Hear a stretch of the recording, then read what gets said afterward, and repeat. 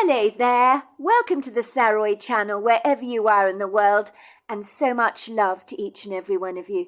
How are you doing? I hope you're doing remarkably well. I'm doing great, thank you very much, and I'm so delighted you've joined me for tonight's story, which is a very exciting story indeed, because this is where Bigfoot comes into the picture. So I'm looking forward to finding out what happens. But before we continue, don't forget to subscribe to the channel.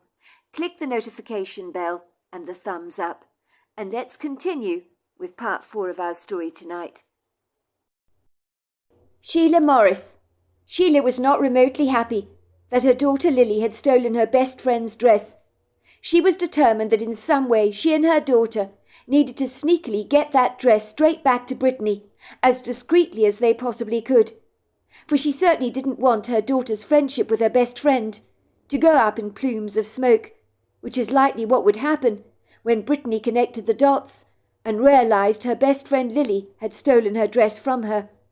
The best solution would be to make Brittany doubt herself, believe that in some way the dress had been in her closet all along, and she had overlooked it, falsely assuming that her best friend Lily had taken it.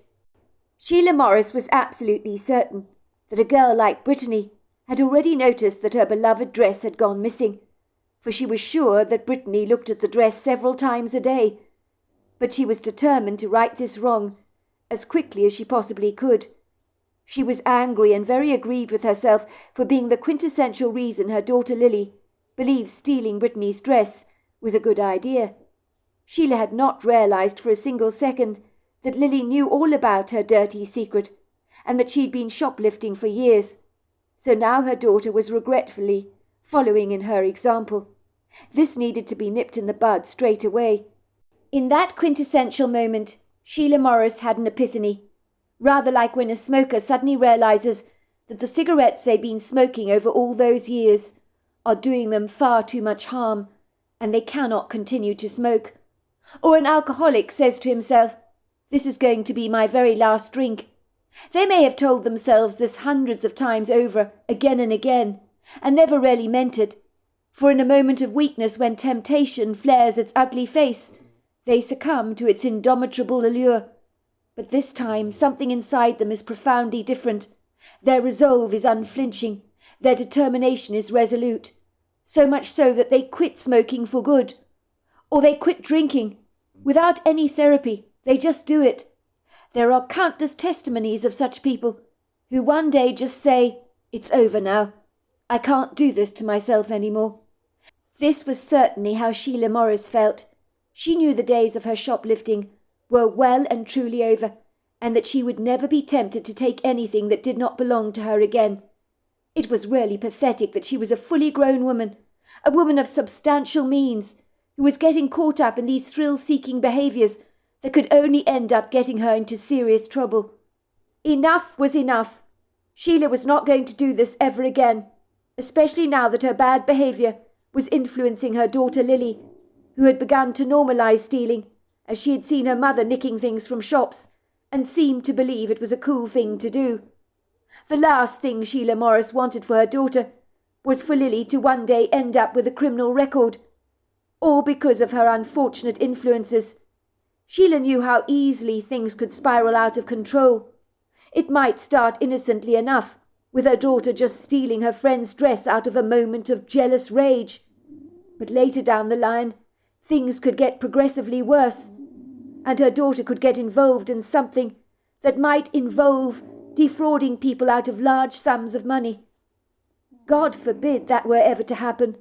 The very thought made Sheila's bones begin to rattle in her own body, and a vile taste of nausea overwhelmed the back of her throat.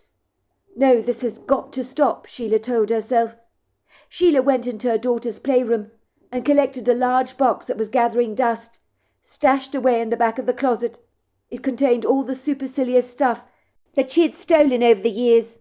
Sheila decided that she was going to dispose of everything by burying it in the woodgrove in a kind of ritual, in order to say goodbye to this bad habit that very nearly could have earned her a criminal conviction, potentially destroying her marriage with Vince and robbing her daughter of a bright, prosperous future. And so it was, with a large box in her hands, she told Lily to get dressed into some rough outdoor clothes and to go and get a couple of big spades from the yard shed, as they were going to do something very important that they should have done a long time ago. "But where are we going?" asked Lily, when she returned from the yard shed, wearing jeans and a t-shirt, and carrying 2 large spades in her hands. Her mother did not answer her. Her face appeared purposeful and driven, with a determination on it that Lily had never seen before. Her mother was carrying a box of items, of the things she had stolen over the years, that had been hidden in the back of the closet in the playroom. It shook precariously as she walked. Lily gingerly followed her mother into the woods, through where they took an obscure overgrown path in their backyard, that traversed behind all the houses on the right-hand side of the street. And if you went through the woods by that way, you could easily take a shortcut to most of the houses, including Brittany's house. Indeed, there had been many times when Brittany and Lily had both taken shortcuts to each other's houses by way of the woods, and it was a far quicker route than walking straight down the street, it would seem. Ostensibly the woods stretched out over an extended area, breaking out into public footpaths for hikers, horse riders and cyclists alike. So the woods were well maintained and easily accessed by anyone living on the street, or members of the public who fancied taking a trail. The main trail was situated at the bottom of the street, that led down a path behind the Jenkins Georgian house, and was clearly marked for the purposes of the public being able to access easily. It had been an age since Lily had last played around in those woods, but she followed her mother down the footpath, wondering what on earth her mother was actually up to. Finally Sheila Morris spoke, interrupting the silence between them. "I'm going to bury this box of things that I've stolen in the woods, in a form of ceremony, to mark the end of my reign of complete nonsensical self-destructive behaviour. It's got to stop, and this is my way of putting an end to it all." "But why?" asked Lily. "If you want to get rid of stuff you stole, couldn't you just throw them in the trash can, like any normal person would? Why do you need to perform a silly old ceremony?" "This is my way of letting go of my bad behaviour, Lily. I should have abandoned this behaviour a long time ago," Sheila responded. "My mother, when she quit smoking, I'll have you know, she buried the gold cigarette lighter my father bought her in the backyard. She never smoked again after that. She said the ritual really worked for her. It was for her like drawing a line in the sand. A lot of people, you know, Lily, perform personal rituals for themselves when they want to abandon a poor life choice of theirs that hasn't served them very well. Some people, with unforgiveness in their hearts, write their grievances on paper. They go into the woods, burn up those grievances. And then, when they see those grievances go up in smoke, well, it's symbolic for them, isn't it? A letting go of things, so to speak. And ironically, such practices really do work, you know." "You mean you're never going to steal again?"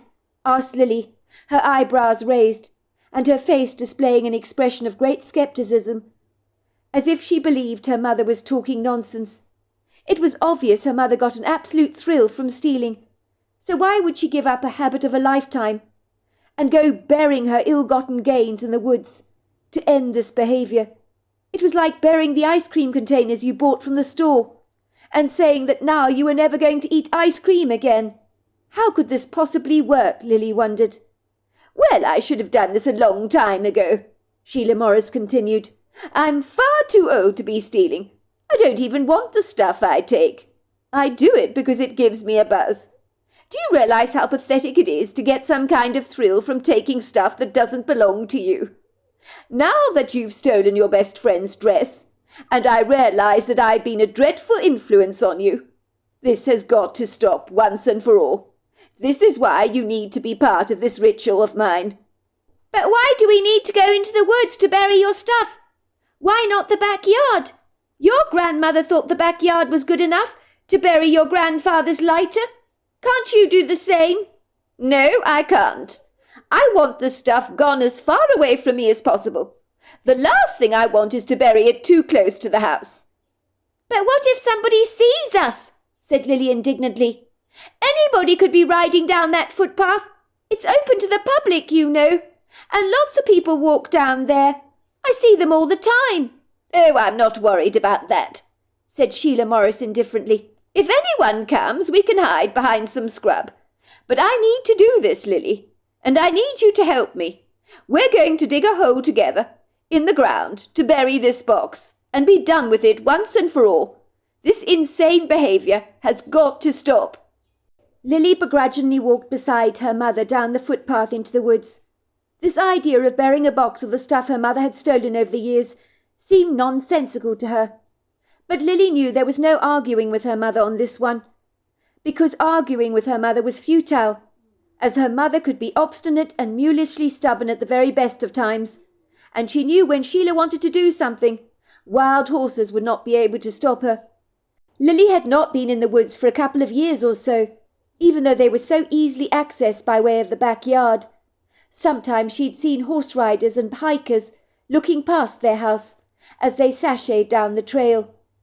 Lily walked by her mother's side on this beautiful afternoon that had come to a head, rather like the pus in a boil that is about to burst. This was because her mother had realized that Lily had stolen her best friend's dress, and as a consequence had decided that she would give up stealing for good. So maybe some good had come out of this debacle, but burying a box of stolen things in the woods seemed like a stupid ritual as far as Lily was concerned. "Mum, I'd forgotten how beautiful the woods are. I haven't been in here for ages, you know. I do often see hikers from our backyard trekking past our home, but I never think of taking a walk in the woodgrove myself. It's lovely in here. I used to play here all the time with Brittany, and we had the time of our lives. We used to sometimes take old Mr. Brennan's dog Murdoch for a walk. He was a spaniel mix. He loved those walks in the woods. He could put his nose on the ground and get excited by all the unusual smells he'd encounter. He'd lift his leg over everything so that he could leave his scent signature behind him. It would make us laugh so much." "Oh, I do remember that dog," said Sheila, smiling fondly. "You loved him, didn't you?" "I sure did. And I liked Mr. Murdoch as well. He was a very nice man. He doesn't live in the area anymore. I wonder if his dog's alive." "I don't see why his dog isn't still alive. I mean, it was about 3 years ago or so, wasn't it? I just hope he's happy where he's living now. But you're right, love. It is lovely in here," said Sheila, marching forward with her box in her hands. She glanced around appreciatively at the viridescent green fauna and flora. It was all so prepossessing, and a soft ethereal light spilled through the canopy, dappling everything in a very pretty golden glaze, while a confetti of fallen leaves from the previous fall covered the footpath resplendently. All was quiet and serenely still, apart from the pretty trills of the birdsong, of course. Sheila Morris felt reasonably confident that they were very much alone, for there was no sign of ramblers, cyclists, or horse riders alike on the trail. She pointed to a tree, putting down the box she was carrying, which she placed on the ground. "That's the perfect spot over there." Sheila pointed to a flat piece of earth, covered with fallen leaves, 3 feet away from a tall, lofty tree. She got onto her hands and knees to examine the ground, and realizing it was both fertile and soft to the touch, she knew it wouldn't be difficult to dig a hole in there. "Let's get started, shall we? This is the perfect spot," said Sheila. Soon Sheila and her daughter began to dig away at the ground. Even though it was soft, it was still hard work digging up all that soft earth. But Lily gritted her teeth together. She didn't want to be complaining to her mother.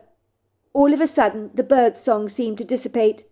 The woods grew alarmingly quiet, so much so that Lily became very disquieted. She had never known the woods to be this eerily quiet. So much so, it was haunting. It would seem her mother had not noticed the change in atmosphere, which was so dramatic. Instead, she seemed entirely focused on the job at hand, and digging a hole big enough to bury the box. "Mum," said Lily, "I think someone might be watching us. It feels spooky in here, don't you think? I think everything suddenly got a lot darker." Sheila frowned. She glanced to the left and right, and gave her daughter a wary look. "I know you don't appreciate me offloading my ill-gotten gains in the woods like this, Lily. I can see you're very frustrated by the expression on your face. But I'm doing this, Lily, and I don't need you to try and discourage me by stirring the porridge up. No one is around. No one is watching us. Get that preposterous idea out of your head." Sweat was breaking out on Lily's brow. The digging was exhausting. The ground wasn't as soft and yielding as her mother had initially claimed it would be, for the deeper they dug, the more awkward it became, for they hit some burgeoning roots that created obstacles in the ground. But Lily Morris was not discouraged by any of this. She broke down the roots with the back of her spade and threw them across the woodland floor, where they became hidden by the rambling undergrowth. Lily was now hit with the overwhelming, impenetrable sense that something or someone was watching them. But she knew voicing these concerns with her mother would not go down well with her. Her mother seemed so intent on getting on with the ritual that she was about to perform. Finally, Sheila Morris said, "Well, I think that's deep enough, don't you? At last we can bury that box of mine." Sheila's face was sweating, and she wiped the perspiration from her face. Her breathing was rather laboured. She wasn't as strong as she would have liked to have been. Lily watched her mother lowering the box, containing all the ill-gotten gains she had stolen over the years, from teddy bears to kitchen gadgets, children's toys, and the list goes on. Once the box was in the ground, Sheila Morris looked up towards the forest canopy. "God, if you are real, I'm very sorry for all the stealing I've been doing over the years. I'm very ashamed of myself. I do know it was wrong. I repent of my thrill-seeking behaviour. I didn't do it to hurt anyone, as long as you know that. But it seems like not only did I hurt myself, but I hurt my daughter as well. I pray God that she'll never be tempted to follow my bad example. I am burying these things in the ground so I can let go of the past and begin again. I can choose to let go of my bad choices, so I'm going to embrace a brand new beginning for myself." As Sheila Morris was uttering these words, Lily found the very back of her neck began to prickle like electricity. She was now absolutely certain someone was watching them. She quickly turned around, and then she saw him. She could hardly believe what she was seeing. It was a huge, gargantuan male Bigfoot, with jaw-droppingly large shoulders, and a robust, powerful body, the likes of such Lily had never seen before. The Bigfoot was covered with long, flowing dark hair, and was staring at her through dark, treacle-coloured eyes that looked both inquisitive and curious. If Lily was to read his body language, he'd likely have been saying, "What are you doing?" For a moment Lily locked eyes with the male Bigfoot. She was drawn into those eyes because she couldn't look away. She wanted to scream and shout out, as the Bigfoot was so enormous, and possibly the most intimidating thing she'd ever seen in her entire life. She blinked for a brief second, almost as if she was willing the Bigfoot away, and when she looked up again, the Bigfoot was all but gone. In that quintessential moment, she really did wonder if she'd imagined the Bigfoot. But it had seemed so real. Everything had happened so incredibly fast. In 1 minute the Bigfoot was there, and in the next it was gone. Lily began to doubt what she had seen. The imagination was a powerful thing, and besides, Bigfoots weren't real, were they, she thought. She knew better than to mention what she thought she had seen to her mother, for she was certain her mother would believe she was making it all up, just to scare her off from performing the ritual. No, it was best not to say anything at all, as she didn't want to upset her mother. She'd upset her enough that entire day. Lily noticed that once they had filled the hole up and covered it up with leaves, that her mother's demeanour changed almost instantaneously. She looked a whole lot happier, almost as if a huge weight had been lifted off her shoulders. Lily realised in that profound moment that her mother really had put her days of shoplifting behind her. When they both returned home, Lily was in for another surprise. Her mother yet again had a wacko idea. An idea that was so incredibly high risk, Lily couldn't believe her mother was actually entertaining it. "I want to ask you a very important question, Lily, love. And I want you to think about it very, very carefully. How important is your friendship with Brittany?" Lily thought that was a stupid question for her mother to ask. Her mother knew perfectly well that Brittany was like a sister to her, and her friendship with Brittany meant the entire world. Lily frowned. "Ask a stupid question, Mum, will you? You know Brittany's my best friend." "Who you're about to lose, I might point out," said Sheila candidly, "because of what you foolishly did today. when you stole your best friend's beautiful party dress. I believe Brittany knows very well that you have taken it. She's not stupid, you know. And there's a big chance the damage has already been done, and that your friendship with her will never be the same again because of what you did. Please don't say that, Mum. You're scaring me half to death. I want to make things right with Brittany. I don't want to lose her friendship. Well, you should have thought about that, love, before you stole her dress. Goodness gracious me. Hindsight is a very unfortunate thing, I find, and I know more about it than most people. I'm reasonably optimistic that we can undo the damage, providing, of course, we're extremely careful. Now think about this carefully, love. Is there any way we can get into Lily's house? Is there a window, perhaps, that is left open? They don't have an alarm system, do they, by any chance? No, they don't have an alarm, Lily admitted. There is a window you can access from the laundry room. It's always open.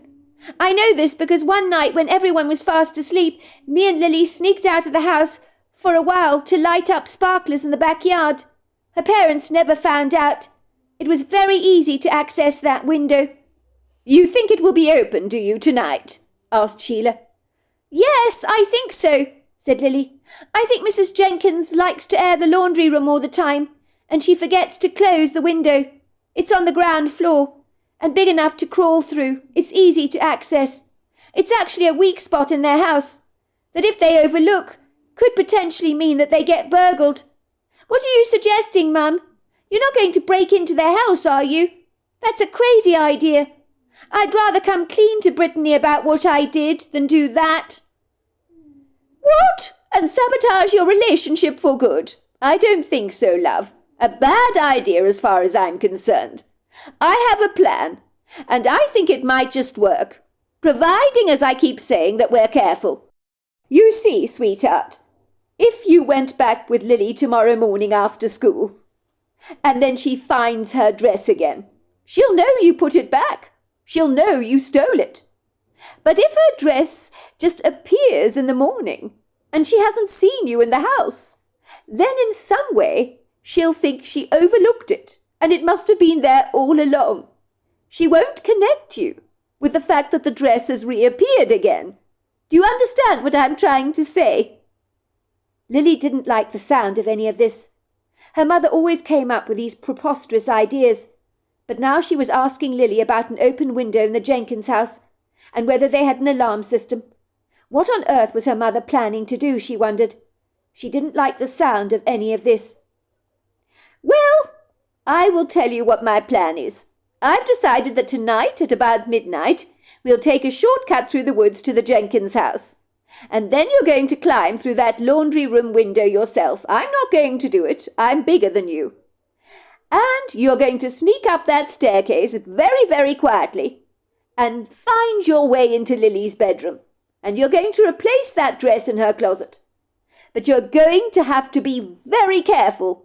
You don't want to make a single sound. And when you enter her bedroom, you're going to have to make sure that you are super quiet. But, Mum, what if I get caught? What then?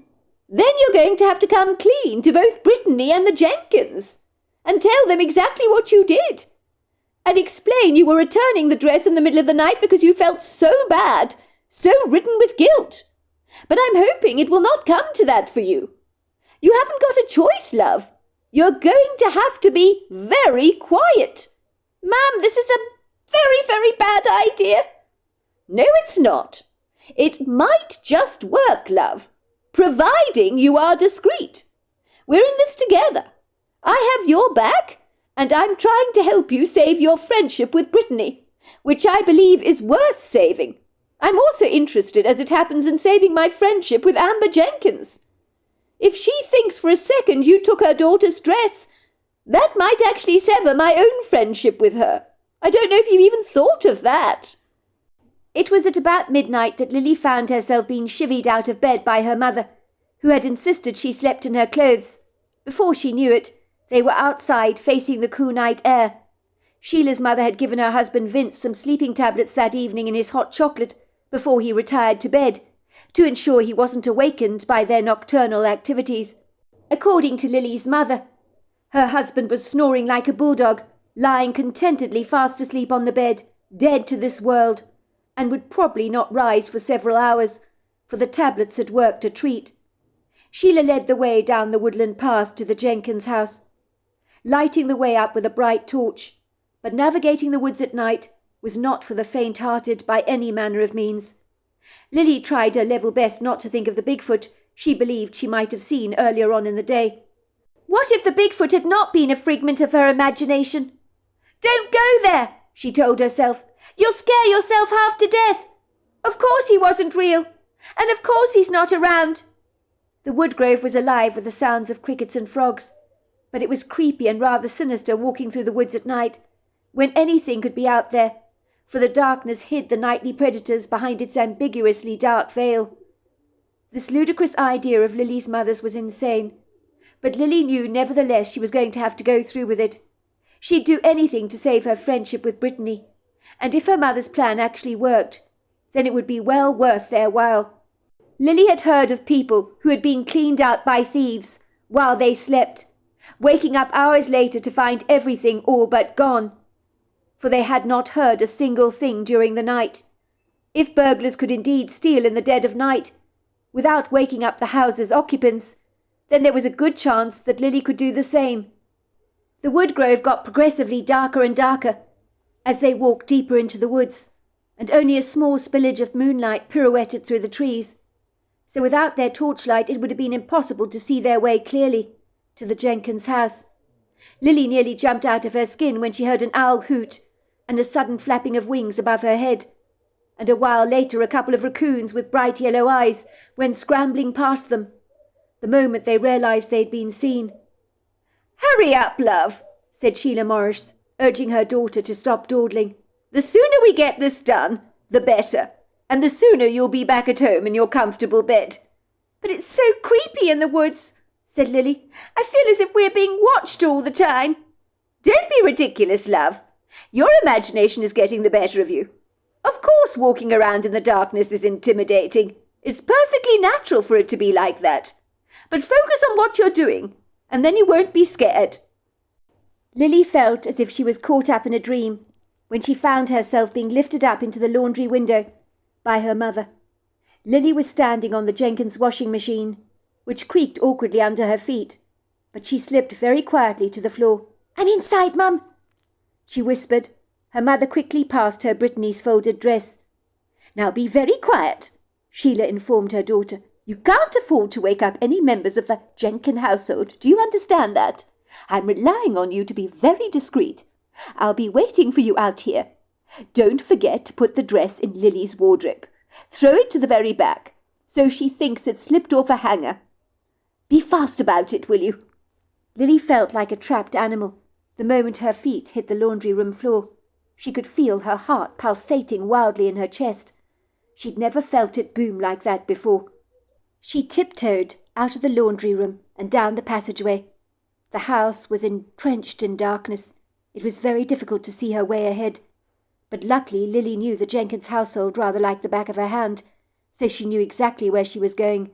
When she reached the ornate staircase, her heart began to beat erratically. She was certain she was about to have a heart attack. When the grandfather clock abruptly disturbed the serenity as it chimed 12:15, Lily nearly jumped out of her skin. Slowly but surely she tiptoed up every single step of the staircase, but the creaking noise it made was terrifying. Lily was absolutely certain someone would hear her, but all remained stoically quiet and blissfully still. All of a sudden something came flying past her down the staircase, and for a second Lily almost screamed, but she realised it was the household tabby, who appeared to have a dead mouse dangling out of his jaws, and paid Lily no heed as he dashed to the bottom step and began feasting on the mouse that he had caught, leaving a carnage of blood and guts everywhere. Lily could hear the sounds of bones being chomped and crunched, and she inwardly squirmed with disgust. Did the Jenkins even know what their murderous tabby got up to at the dead of night? She seriously doubted it. The floorboards creaked precariously as Lily made her way down the passageway past George's bedroom, where the door was slightly ajar, and she could hear his faint snores. Then she tiptoed past the Jenkins' bedroom, praying in her heart she'd not be caught by any of the Jenkins. most especially Mr. Jenkins, who kept a revolver in his bedside drawer. Finally she reached Brittany's bedroom. She stood there in the doorway, drew in a deep breath. "You can do this," she told herself. "You can do this! You can do this, Lily! And you have to!" Lily could hear her friend gently snoring, and knew she was fast asleep. Lily manoeuvred herself through the door as quietly as she possibly could, squeezing her body so that no part made contact with the wood. Lily held her breath as she glanced towards Brittany's bed, sighing with relief as she could see that her friend was fast asleep, her arms stretched out over a pillow. For a moment Brittany's body turned. She shifted under the covers, and Lily was terrified that she was going to wake up and see her standing there. Lily stood there on the floor, not daring to move an inch. In a burst of unbridled courage, she quickly tiptoed towards the closet, willing herself to open the door without making a sound. It creaked. Lily quickly glanced over to Brittany's bed, but her friend remained undisturbed. Lily threw the dress to the far corner of the closet, hoping that when Brittany discovered it, she'd think it had fallen off a hanger and dropped onto the closet floor. Lily didn't know how she managed to make it down the staircase again, and finally outside the laundry window, where her mother gave her a helping hand to the ground. Lily gave her mother the thumbs-up sign, saying all was well, and her mother's expression, in the light of her torch, was one of profound relief. In that quintessential moment, Lily absolutely knew that this would be the first and last time that she ever took anything that was not hers. It was a lesson well worth learning. If Lily thought for a single moment her adventure was over, now that she was safely back on terra firma, and all appeared to be well, for she was safe, and now she could go straight back home without worrying about a single thing any more. But the adventure of this night was not over yet, and little did she realize this would be a night that would be indelibly seared into her memory for the rest of her life. Soon Lily and her mother Sheila were ambling down the woodland trail, going back the way they'd initially come.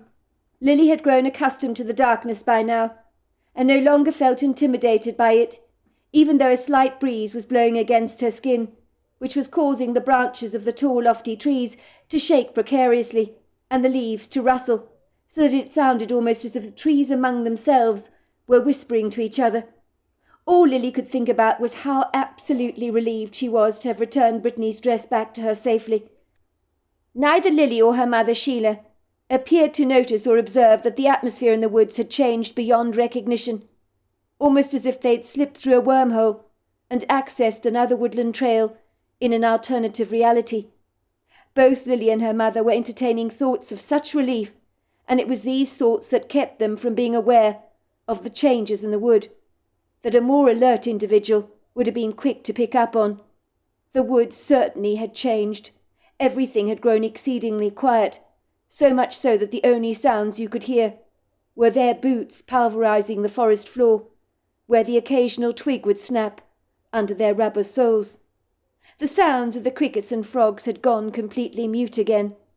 Sheila Morris's torch boldly lit up the path ahead of her, but the moonlight that had spilled through the trees during their previous walk appeared to have been cruelly expunged, almost as if a powerful night-light had blown a massive fuse, for everything had become inauspiciously dark.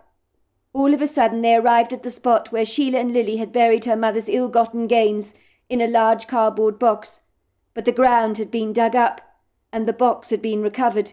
It was sitting under the tree, filled to the brim with all the stuff Sheila had stolen, although some had spilled out onto the forest floor, where you could see a pair of leather gloves, a pretty scarf, and a few boxes of makeup on display. "Oh, goodness gracious me! Look at this, Lily! I can't believe it!" said Sheila, standing on the trail, shining her torch on the box that had been buried earlier on in the afternoon. Now her dirty secrets were cruelly exposed, that had been safely concealed under the ground. They were plain to see. Sheila felt a panic rising up in her heart, and a dreadful taste of nausea welling up in the back of her throat. Who could possibly have done this? Someone must have been watching her when she buried this box of stolen treasure, and had unearthed it. But then why would they do a thing like that?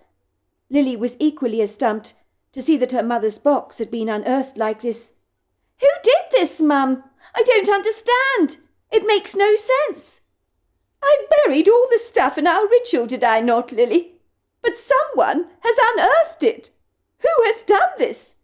"I don't know," said Lily, thinking about the Bigfoot she had seen. Was it possible he could have dug up the treasure, she wondered. "Well, I can't leave the box here, can I, love? I'd better take it back to the house and hide it back in the closet in the playroom for the time being. But I hope no one saw us burying it. I don't know what I would do if they did." "Well, even if they did see us bury it," said Lily, "no one would ever know it was stuff you stole, Mum." "Well, that's a true enough point, love. I hadn't thought of it like that. Even if someone did see me burying it, they wouldn't know where it came from. But even so, you're right, Lily. Perhaps I shouldn't have disposed of everything in the woodgrove. Instead, I should have put it in the dumpster and been done with it." "Mum, it was good you did the ritual," Lily insisted, "because you've put your thieving practices behind you for good. And the ritual was a way of saying goodbye to that way of life. You said so yourself." "Well, I suppose you're right, love. It felt good to perform that ritual. But even so, I'm going to take the box straight back home and dispose of this stuff at the first opportunity I get." Sheila reluctantly picked up the box, while Lily guided the way back down the footpath as she took charge over the torch. All of a sudden they heard a whooping sound, and then powerful feet pounding the ground, rushing towards them at the speed of a freight train. But whatever was coming towards them had to be humongous in both size and stature. The whooping continued, echoing across the grove like some kind of mysterious coded communication. "Did you hear that, love? What is it? What are those sounds?" she asked her daughter, with a raised brow and terror written in her eyes. Sheila asked her daughter to shine the torch behind her, to see if they could see anything, and that was when they saw a shadowy silhouette moving towards them. In that vital second, Sheila Morris's mouth dropped wide open, and she began to see stars. This was all too much for her. She was sure she was suspended in an alternative reality. Either that, or she had to be dreaming. Lily's torch lit up the way, and they could see the face of a Herculean-sized Bigfoot that was whooping loudly as it ran towards them. This thing was monstrous in size, and Sheila was filled with the most terrible fear that was so incredibly crippling that it anchored her firmly to the ground, so much so that her whole body felt paralysed from the neck down. Lily Morris wanted to scream on her mother's behalf, because she saw her mother as a sitting duck, as the Bigfoot appeared to be making strides towards her mother.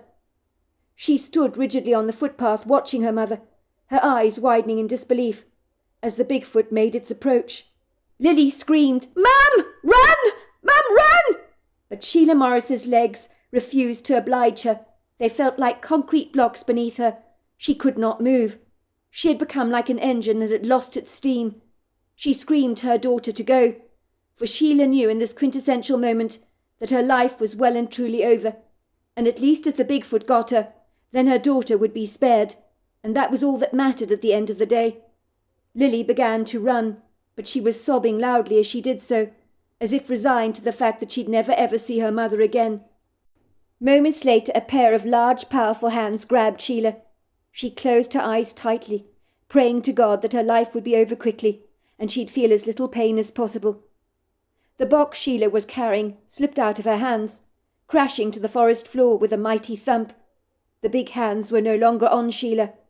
She gingerly opened her eyes one at a time. She'd expected the powerful Bigfoot to wrestle her to the ground, but instead the Bigfoot wasn't even paying her any attention, but was scrambling through the box, throwing out all the things Sheila had stolen onto the forest floor. And then the Bigfoot found what it was looking for, a black velvet bag. He whooped excitedly as he opened it and looked inside the bag, pulling out marbles, one after another, to examine them closely. Sheila remembered stealing those marbles from a toy store, and they were very beautiful, even she had to admit that. The Bigfoot let out a loud, triumphant whooping sound, and the woodgrove was filled with whoops that responded in kind, as if some kind of signalling was going on. The Bigfoot then grabbed the black velvet bag of marbles and ran straight back into the woods, not even giving Sheila a second glance. Sheila had been certain the Bigfoot was about to kill her, but she had been wrong about that. He was only after the bag of marbles.